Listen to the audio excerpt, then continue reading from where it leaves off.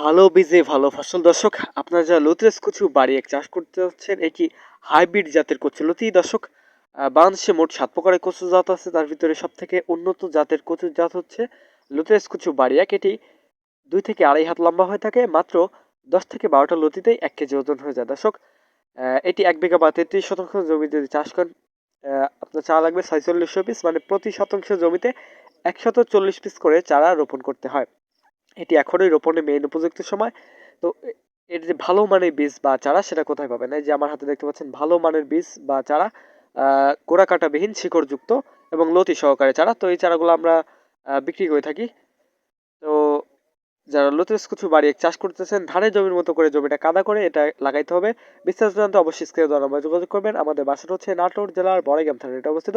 আমরা দেশের সকল জেলায় সুন্দরবন করতোয়া কুরিয়ার সার্ভিস বা এসে পরিবহনের মাধ্যমে চারাগুলো কিন্তু সকল জেলায় পৌঁছে দিয়ে থাকি। আল্লাহ হাফেজ।